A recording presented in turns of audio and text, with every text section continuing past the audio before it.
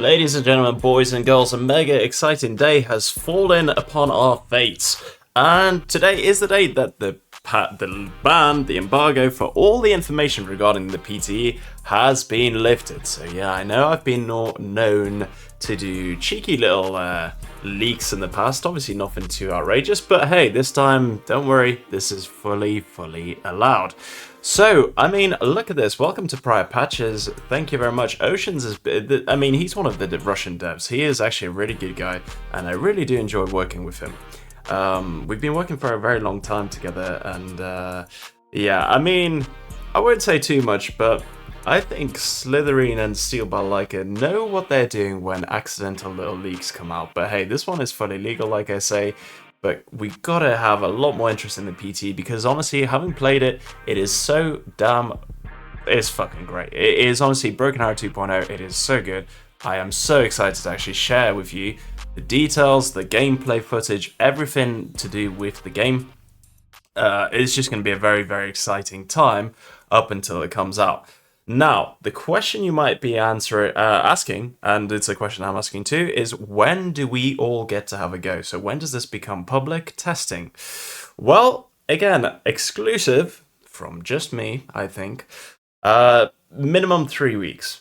So we were told that it might be on the 20th. So all the people in here were told it might be on the 20th, but we're looking more like 3 weeks time. So expect potentially the first week of May, but we don't know. This is, Broken Arrow talking about, and they're not the best at keeping to their deadlines, so don't worry about it. Yeah, you can see here, like there's all the stuff, my best mate right here, all the stuff that are involved. This is a huge project. There's a lot of YouTubers involved, and obviously with the news that's literally just come out about us being allowed to share this information with you, I'm sure that every Tom, Dick, and Harry is going to be covering this, but hey, you've come to the best channel to do this.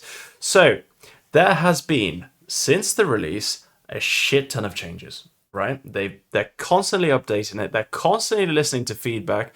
So yeah, we've got like a feedback forum here, there's a lot of stuff put in by YouTubers, by professional testers, by really high elo guys, not just, some YouTubers who, for example, like me, are only 2,400 elo. So there's really high elo guys as well.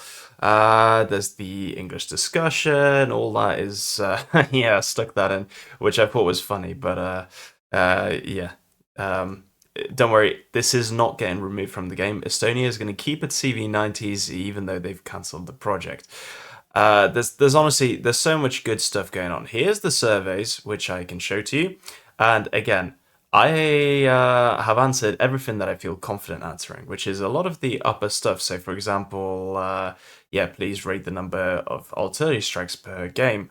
Slightly lot, perfectly balanced. There's obviously a difference in opinion, but the main thing is that the devs are really listening actively to what we have to say. And again, these votes are not just by YouTubers, but they're by testers and very high elo players as well. So it is good data, and I really like what they're doing because I've actually, well, in videos a long time ago, I said this is exactly what they should be doing. So I'm glad that maybe they do listen to me, because I like to think that I get along with the devs, maybe not the publisher so much, but the devs quite well. So this was the exciting first day when I got it. This is the information we got. And this is the full list of patch notes. So they actually, by the way, they always write in English, Russian, and Chinese, because that's where the majority of people on this server are from. So should we have a look at the patch notes with all the major changes from vanilla? Yes, please. So here we are, the patch log. Now, again, this is on highly sophisticated software that is actually, well, it's just Google Docs. So there we go. I'm going to pick out the things that I think are the really most important, most exciting stuff to talk about. And we're going to start off where the devs have started off, and that is in general with the new overkill mechanics. So finally.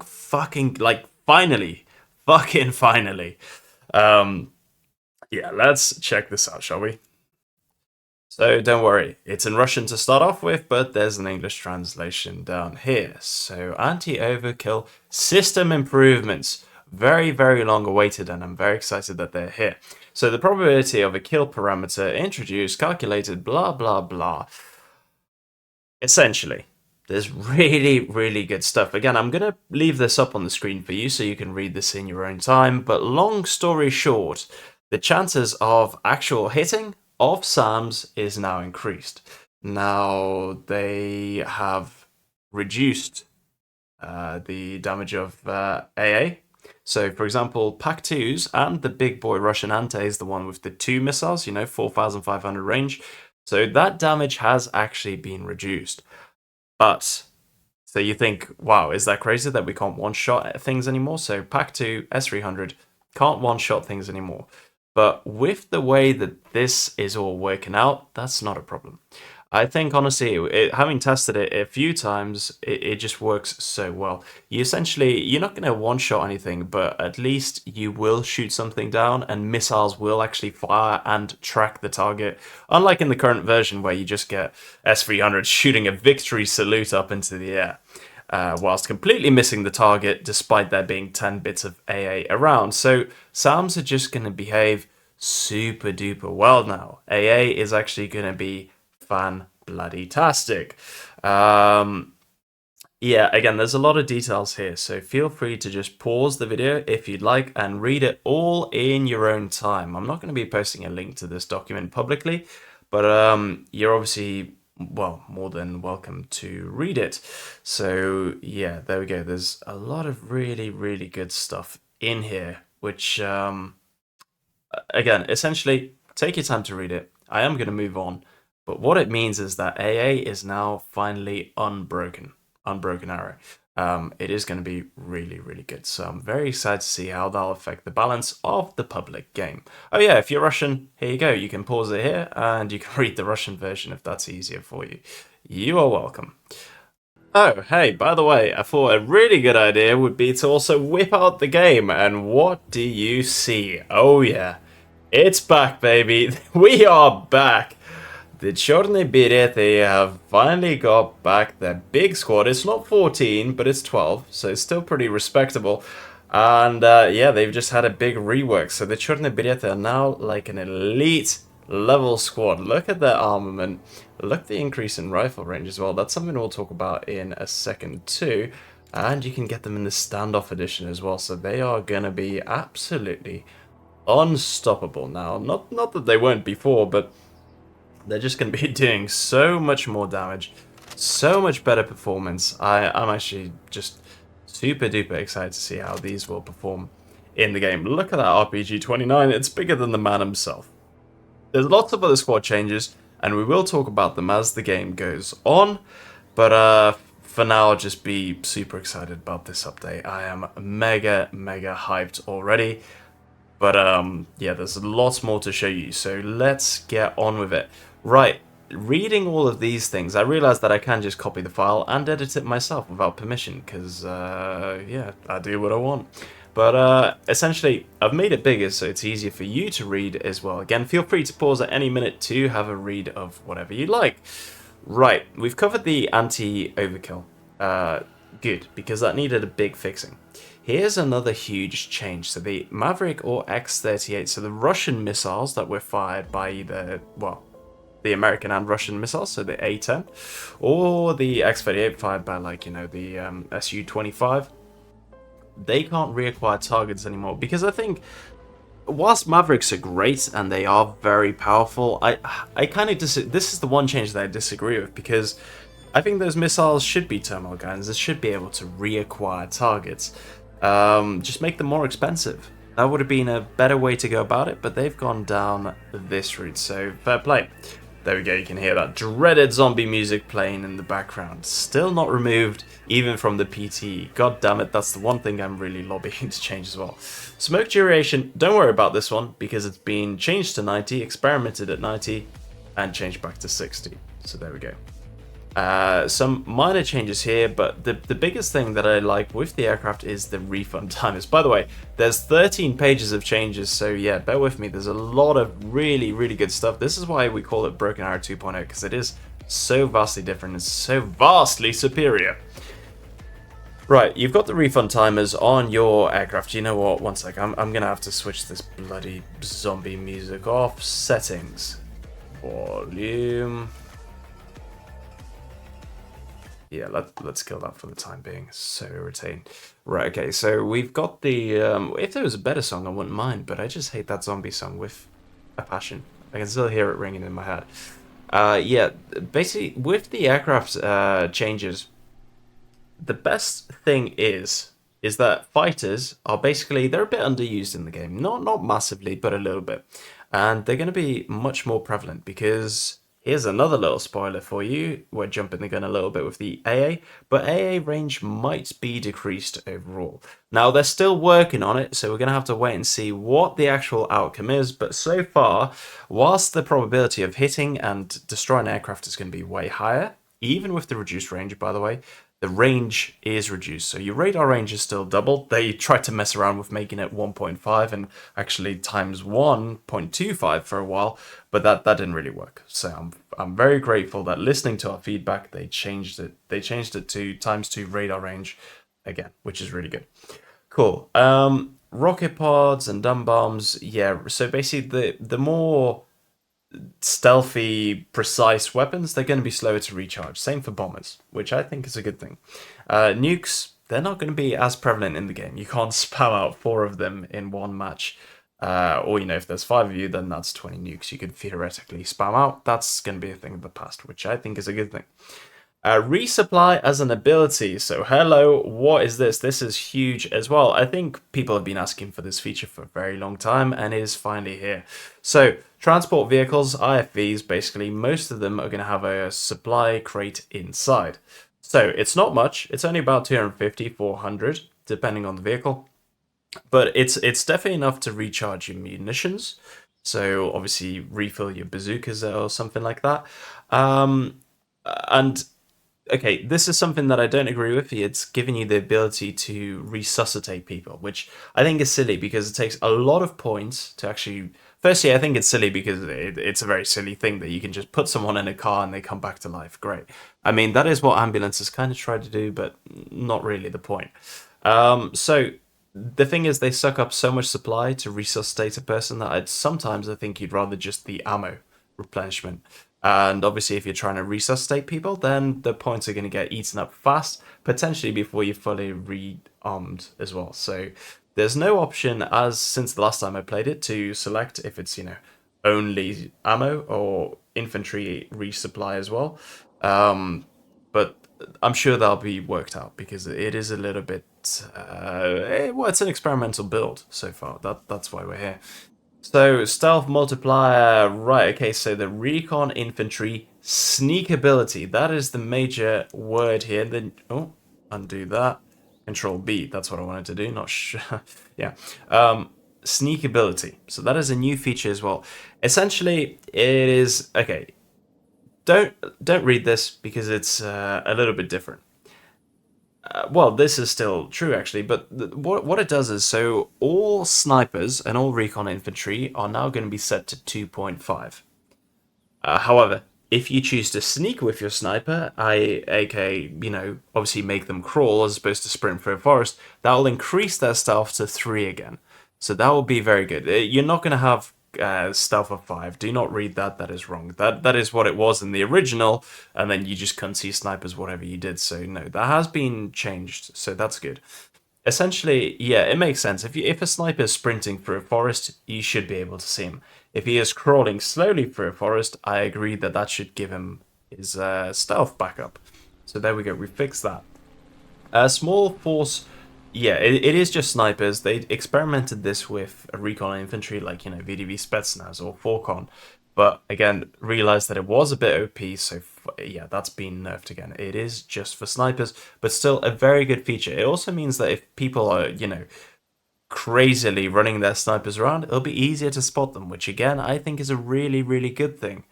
But if people are sneaking them about, it is going to mean that the sniper moves around way slower, like way, way slower. And they're going to be harder to, or well, they're going to be roughly the same to detect. It's just they can't be as mobile around the map. So there you go, winner. New map layouts. The Dam, we know about that one. Cherniye, that is news. Jelgava, that is news also. And Oil Rush, finally some big news here. So essentially, let's go have a look at it. So quick little editor we want. Where is Oil Rush? Have I made a video about this yet already? No, I haven't. Okay, well, let's have a look at Oil Rush. And go find it here. Create. Sweet. Give me that oil.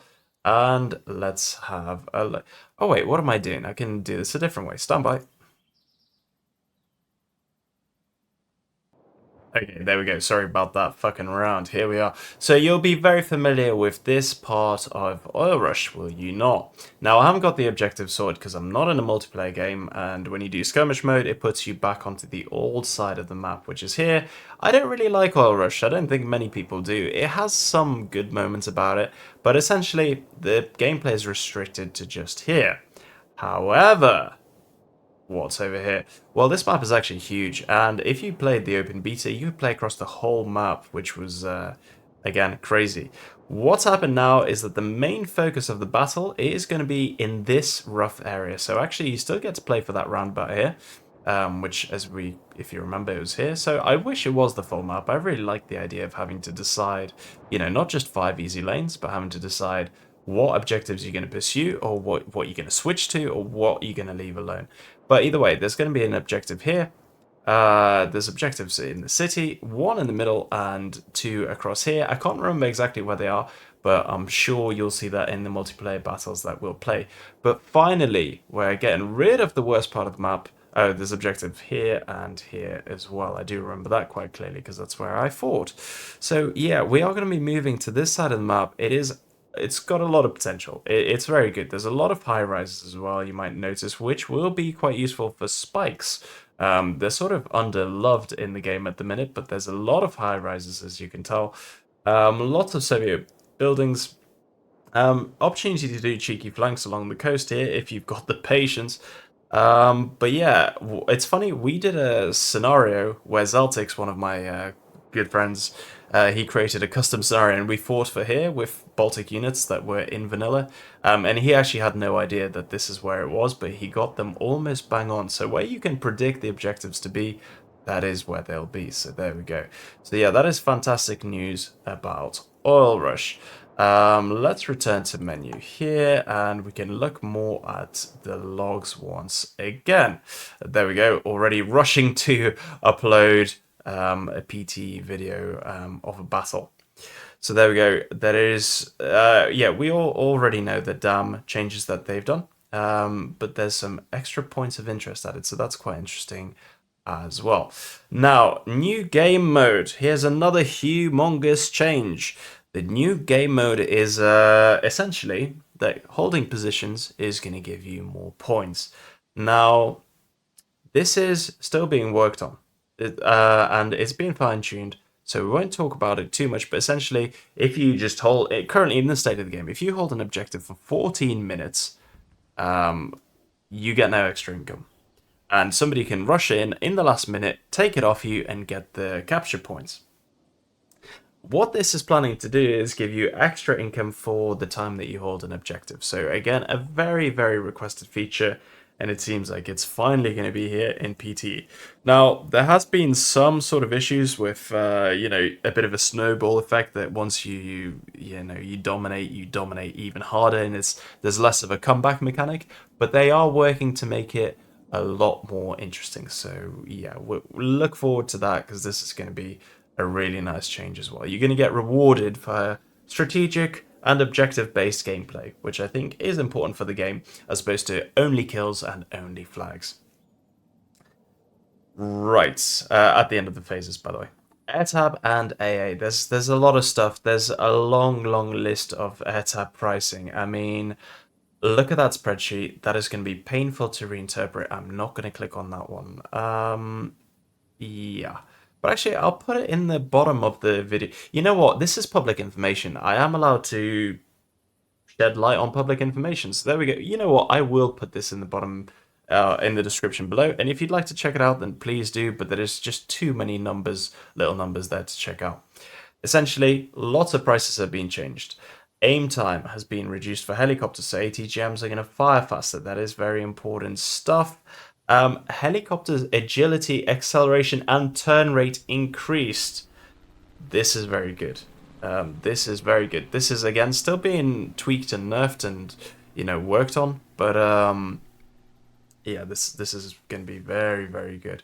And yeah, here's another good thing with the anti-overkill. So from just targeting any seed like on the map, it's the seed targeting you that your AA is going to be shooting, right? Self-preservation. It makes a lot of sense. And people inside the vehicle aren't going to be like, oh, but we have to fire. No, you're obviously going to defend yourself. So that is good. It will make AA a bit more survivable as well. Right, lots more exciting stuff. Interception range multiplier seeds set to 1.6. Again, I think that is going to be changed. Yeah, all this is going to be worked on. Panic duration for aircraft changes here and there. That's fine.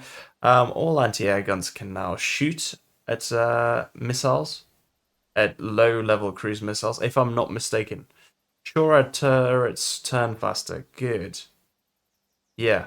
That will be good. Okay, so guns will be able to shoot at planes a bit faster. That is beautiful. There's just so many good changes. Like, it's gonna feel like an actual military game as opposed to just a bit of an arcadey military themed game. So there we go. Okay, here's another bit of information that I think is pretty clutch. Aircraft, like the Su-25 and A-10, so strike aircraft are going to get their maneuverability increase, so they're just going to be a bit more agile through the air, which makes sense because they travel slower, so they should turn a bit tighter.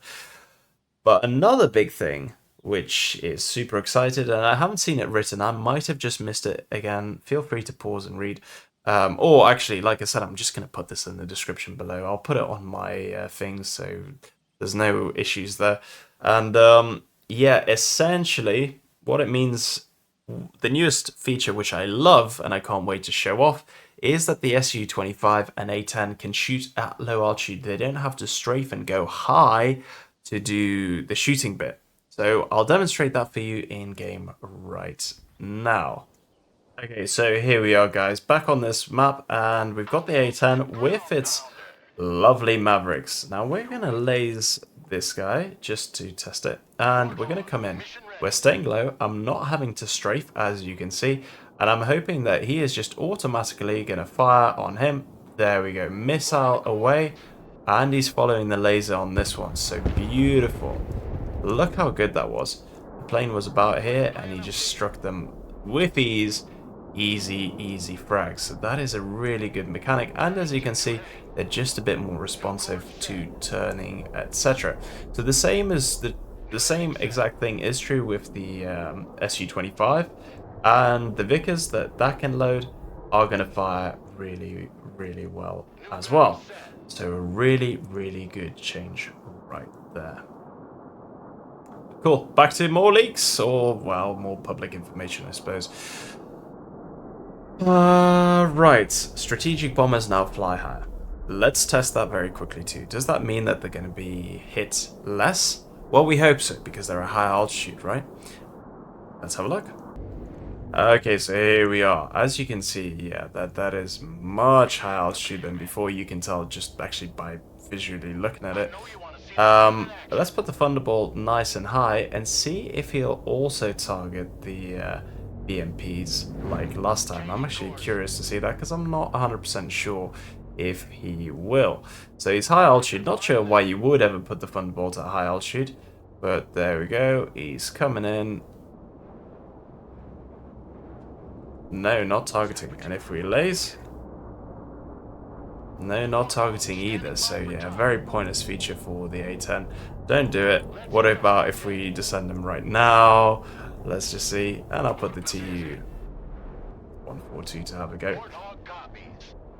And let's just see how long before he gets the turn on. Right, you gotta be able to fire now. Okay, that's a bit bizarre. I'm not sure why. There we go. He was about to lock on, and then we broke him off. So it's all working. When we put him nice and high again, though, we will do one more test. I just do want to see what's going on there. There you go, nice and high altitude. I should have probably got some AA out. But as you can see, yeah, there's a visual difference in altitudes, where high altitude for normal planes is lower than the TU-142. Let's see if the Thunderbolt will actually target the BMP this time, or if he's going to do a strafe run for me. Gonna find out. Yeah, he's strafing. And let's break him off. Yeah, he's still gonna fire that missile. Beautiful stuff right there. Now, to show how more maneuverable the helicopters are, yeah, it's a noticeable difference immediately. Like, yeah, they're still obviously not ridiculously fast, and nor should they be. They are helicopters. Like, it takes them a while to turn and change direction, but it's just a bit more responsive. As you can see. So there we go. They're just a bit more keen to move, because they did feel super sluggish and not very helicopter-like at all, in my humble opinion, beforehand. So there we go. You just get a bit more oomph, especially with the attack helicopters. So that is very good indeed. Right, return to main menu. Yes, yes, yes, yes. Yes, I do. Moving on.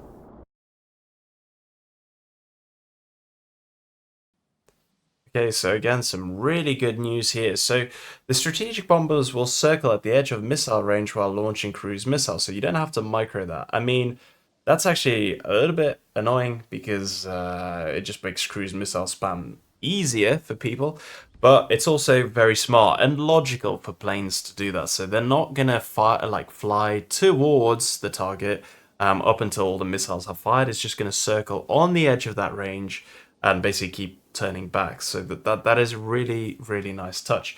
Transport planes that can go on to high altitude also fly higher. Very nice. That is good stuff. Although again, you're probably better keeping them low altitude for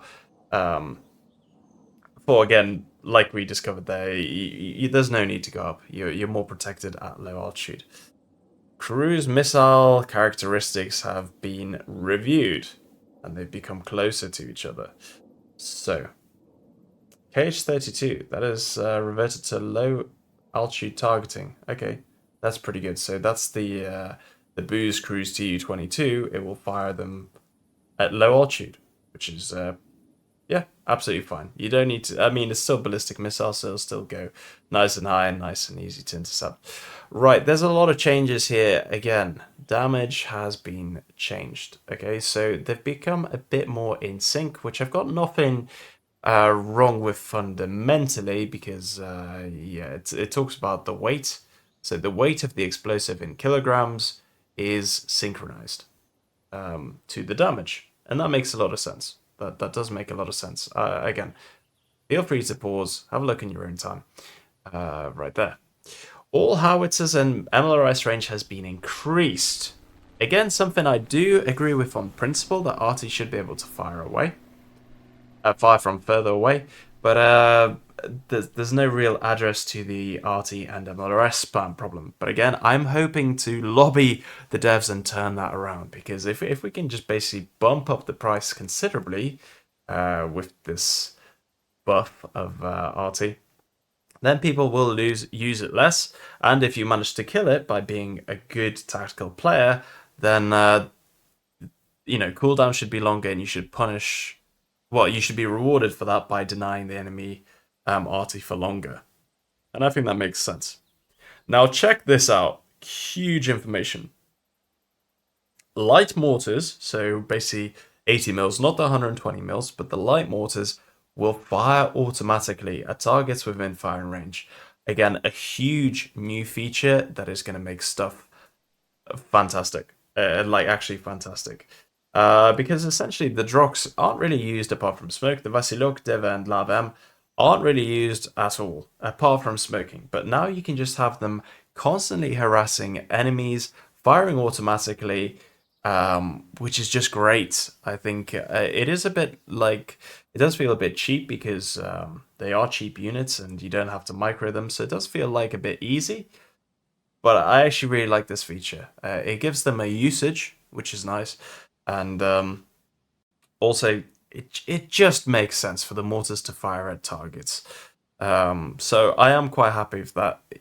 I think mortars will be used a lot more in their design purpose. And it's not like they do a lot of damage, but they just harass targets a lot more, which is Really, really useful to have them. So they're going to be used more in game.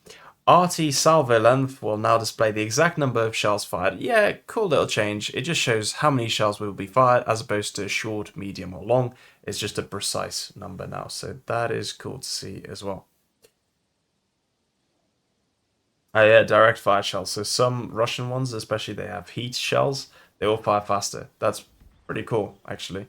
So it's not exactly a viable tactic to use them as a tank, but you know, if the enemy gets a bit too close, then you've got something to do, something to fire at the enemy, which is really, really good.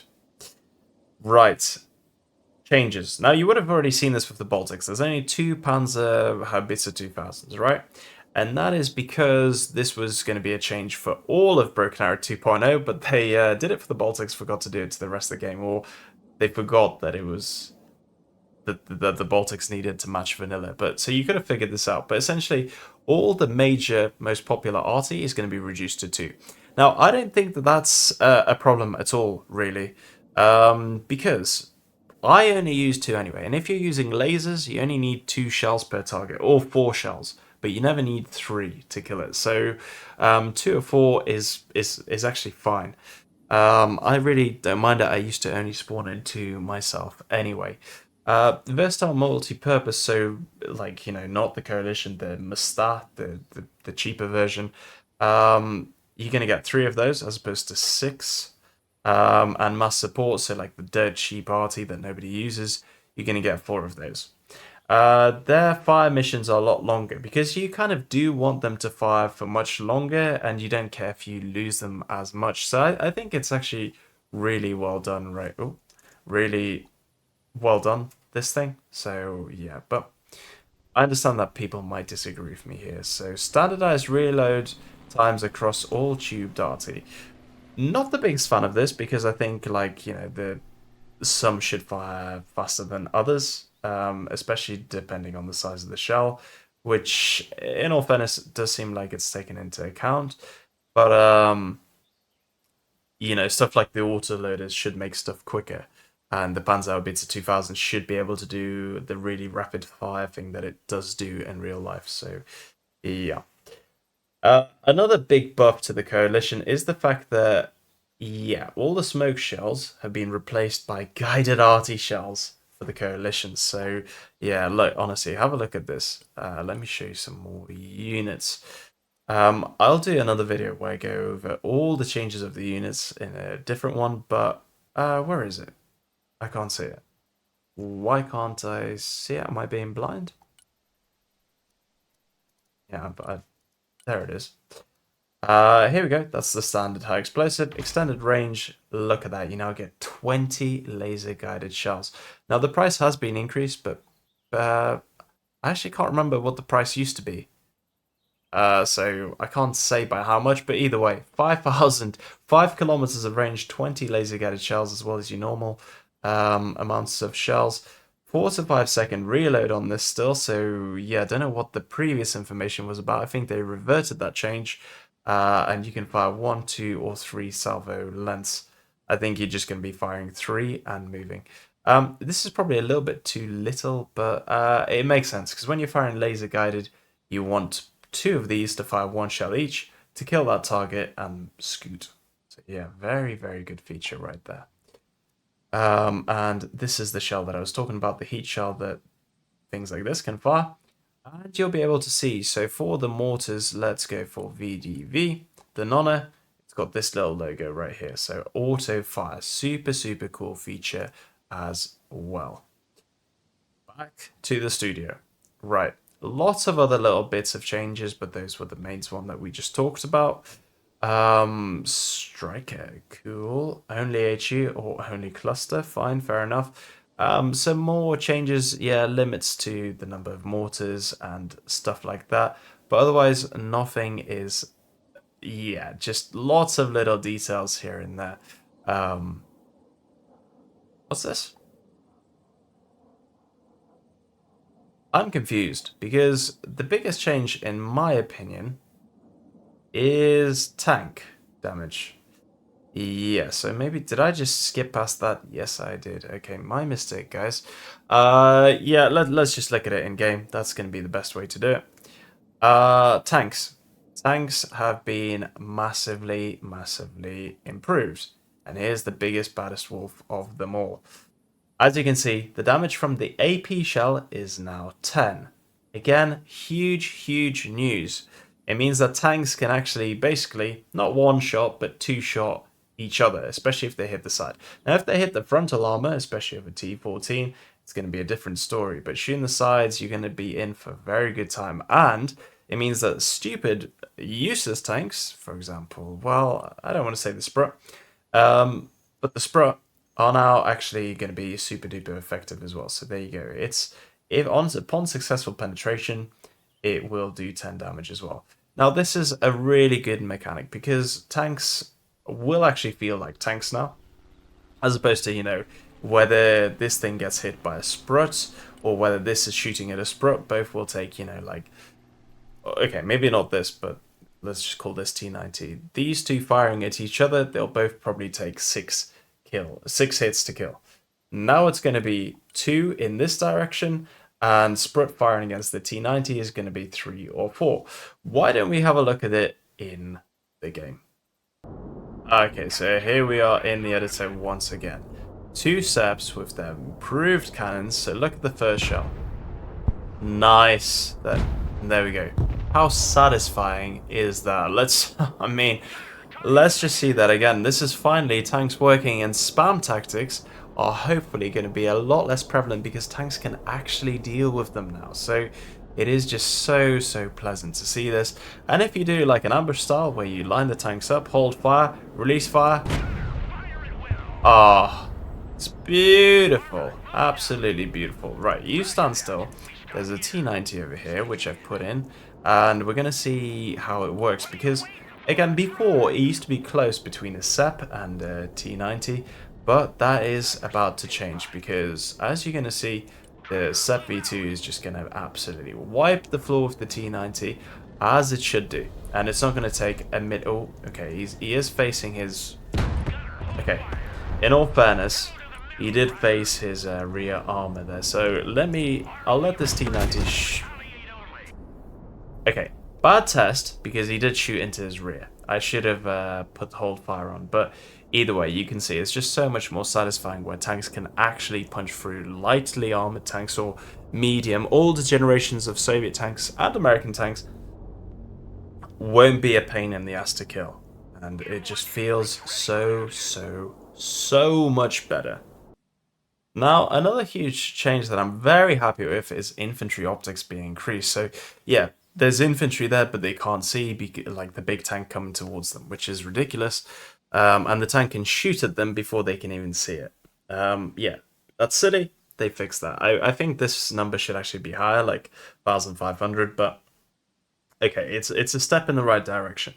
So that is good that infantry or humans can actually now use their eyes. I like that. We might also see that, yeah, less stealthy planes get away with stuff, but that's all. Yeah, we'll actually see how that works out. What's also really good, in my opinion, is the infantry shock time multiplier. So I'm not sure they are developing this, but essentially, HMGs, so machine guns, were pretty weak and ineffective against infantry below. Now I know this has been updated recently in the hotfix and in the with the Baltics being released, but it's about to be released a lot more. And again, there's a lot of testing, a lot of fine tuning going on. But essentially, in the version that I played when this first came out, machine guns really worked like machine guns should. At close range or medium ranges, machine guns will absolutely devastate an infantry squad. And that is what they're supposed to do. That is what they're designed to do. Yeah, this is good. And it creates panic, as it does in real life. I mean, again, not many people have been, even serving people like myself, have been shot at for real, but a rifle, being shot at by a rifle, I imagine is scary enough. A machine gun, yeah, you should be panicked and you should be bricking it. When infantry is panicked, they can't sprint, or well, they can sprint if you've got the function available, but they hit the deck and try to crawl because that is what you would do if you're getting shot at. You're not just going to run around all happy and easy breezy taking fire like that. No, you're going to try to dig a trench with your teeth. There's a lot of other buffs. Yeah, there's just a lot of really good stuff with the tanks. And as you saw, the T90 firing at the Abrams wasn't able to do much damage because it wasn't able to punch through the armor, and that is how it should be. Successful penetration of a tank does a huge amount of damage to the inside, which is clearly what we've got now, whereas a light bit of damage from the T90 cannon did a light bit of damage to the Abrams armor, which is exactly how tanks should be working. That was really, really good stuff right there. Hey, Barbarous fans. There we go. You're going to be happy, aren't you, that the... Oh, God, where is the Barbarous? Let's have a look. T15. Yeah, back to 250 points. Okay, this has got to be wrong. I'm not sure that that is accurate, so... yeah, well, I'm pretty sure it got dropped to 250 again, so you should maybe still be happy. And also the Terminator. So Terminator, yeah, the default price has been dropped from 190 to 160 because basically people stopped using it en masse. But the upgrades are still pretty expensive, so yeah, it's a small reduction in price, but I think it's perfectly balanced now, in all honesty. Let's have a look at the really good changes. Yeah, there's really good stuff. You know what? Yeah, I'll definitely put the link below to these pages, and you can just absorb all of this information in your own time. Yeah, grenade launcher damage. So they are like grenades, but has been reduced from 4 to 2. That's absolutely fine. Rate of fire increase for underbarrels. That is good. Transport stress will now be transferred onto disembarking infantry. Now, I can't remember if this is in the game already because I've been switching between the versions so much that I sometimes forget. But yeah, obviously, if the vehicle is panicked because it's taking hits going through it, I wish the infantry would take some damage as well, but that's, conversation for another time. You drop a 2,000-pounder bomb, infantry walks out like, yeah, tis but a scratch. Absolutely fine. So yeah, this is a really good feature, at least that they will absorb the panic from that bomb. So they will be panicked because, you've just been bombed and your vehicle's blown up. So yeah, good feature, but I wish they just took a bit more damage as well. Maybe 50% of what the vehicle takes. I think would be fair. Cool. Here's another thing that I really like. When you sprint, when you press sprint and you're in the building, you don't leave the building quicker, whereas now you will do. So there we go. That's very nice. And the spotted penalty in the building. So yeah, essentially buildings provide a bit less camouflage because obviously if you're standing at a window shooting out, people should be able to see you. So yeah, that makes sense. Lima has been increased to match US counterparts. Fair enough. A bit of uniformity there. Dispersion. Okay, so yeah, it's going to be a bit more accurate for the guns on the Shilka. Small but important change. Here's one that I really like. Drones are going to be one shot, which is fantastic. I really like that. I hate how drones can survive a missile. A drone is supposed to be small and flimsy. Yeah, really, really good change. Another change, by the way, is low altitude drones. I don't know. I have read this all, but again, from playing it, a drone is going to be a low altitude drone will be shot down by machine guns, which again we see in real life. So why not? That is the right thing to do. Great feature. I'm a big fan of that. So yeah, shooting down drones and low altitude with machine guns is absolutely a viable strategy. And it's going to be in the game. God, I've been talking for a while. Thank you for still listening, if you still are. Right. The other thing is that ranges of snipers and machine guns will be increased, which is a realistic thing to do, and I'm glad they're doing it. Same for all rifles in general. The range on average is bumped up by about 100 meters, and I think that is a good change. But bear in mind that accuracy at the maximum range will relatively decrease. Again, a very, very good thing. Now, the number of special forces kinds of units has been changed. and it is being played with still. So you're not going to get 3 deltas or 3 Cherniye Berets running on an objective. Or an abundance of SSO 80 GMs just clapping your infantry. So there's really, really good stuff right there. I'm actually quite happy with almost all of these changes. I really, really like it. Another big change, Spetsnaz VMF. So where is it? Uh, why is that not coming up? Okay, well, I know it's in, oh, because I put vehicles, didn't I?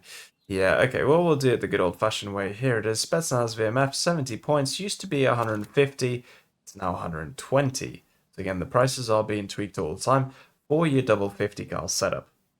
50 cal is still the same range as is the SVD. Wait, have they changed it again?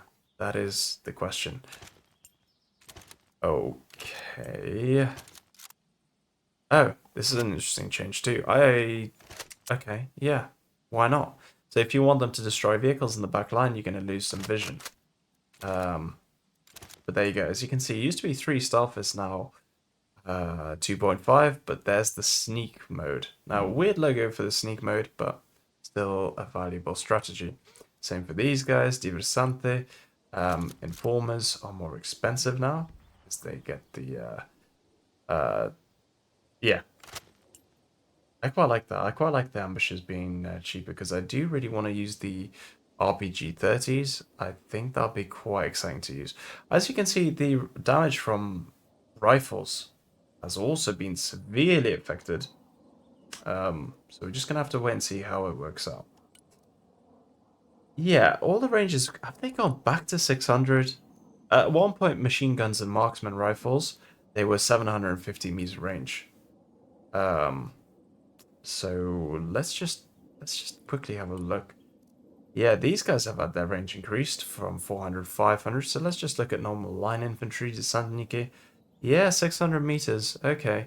That was 750 meters at a point, but there we go. That's been altered. So I quite like the 750 meters because they weren't that accurate at that range, but they still work like machine guns should. And this was upped to 900 as well as the 50 cals, but back to 800. So there we go. It's always evolving. Biggest change for Russia is this Cherniye Berets squad, which I already showed to you guys at the start. I think it is an absolutely correct step in the right direction. The coastal troops weren't being used that much, and it's the right thing to do. Pulemyotchiki. Yeah, these guys are going to be working pretty damn well now. They were already working, and it was a bit of a meta, but now even more so. So yeah, really good stuff right there. Yeah, not many other changes to the squads, but honestly, as I keep trying to tell you guys, this game is literally Broken Arrow 2.0. It is phenomenal. It is going to be fantastic. They go higher increase in ranges, even for the light machine guns. So yeah, CQB can actually work at fairly good ranges as well. But yeah, here's the change in the damage of the weapon stats themselves. So yeah, very interesting to see. Still 600 meters. Yeah, this was all bumped up to 750 for these 6 weapons. So yeah, there you go. Gosh, there's been a lot of information right there. We are basically done. There's a lot of little bits and bobs here, a lot of balance changes, and essentially, as I've told you guys, there's been a lot of tweaking to try and make it the game perfect, which I really, really like. There's also something called the Phantom Edition, which is basically Broken Arrow Hardcore. Now, again, exclusive information. Phantom Edition is pretty damn cool. I haven't actually had a go yet, but I've heard quite a lot of things, and I've seen what's been done, but I can't talk about it more than anything other than it's the hardcore version of the game and it's experimental. So yeah, lots of really cool stuff. I hope you are as excited as I am for this to go public, but myself, I am a lucky man. I've been given early access to this for quite some time, and I've also been allowed to invite people. Now, I've done this by many different forms. I've invited just 2 people so far. They have been Zaltix, who's been, you guys know, he's been playing with me for ages. He's on my Discord. He's a very good player. He's been helping me a lot with, and he's been helping the community quite a lot on Discord, and being helpful to new guys and stuff like that. He's been helping organize events, so a very good choice. And I've chosen Sandy, who is an admin on my server. He helps me out with quite a few good ideas as well. And he's also a former student of mine. You know how I do the student thing where I teach players how to improve. Mainly aimed at beginner and medium level, upper level players. I don't think there's that much more I can teach them. So if you're interested and becoming a patron, then yeah, links in the description below. And who knows, if I get more tickets, then we'll see who I'll invite. Of course, I'm not going to monetize this monopoly that I've got on inviting people. Anyway, really cool, exciting stuff. I hope you enjoyed watching the video. A lot of talking from me. My voice is feeling a bit sore. Thank you so much. Get hyped for PTE 2.0. Like I said, it might be public in 3 weeks if Broken Arrow sticks to their promises, but hey, it is looking good. Thank you so much for tuning in. See you later. Bye bye.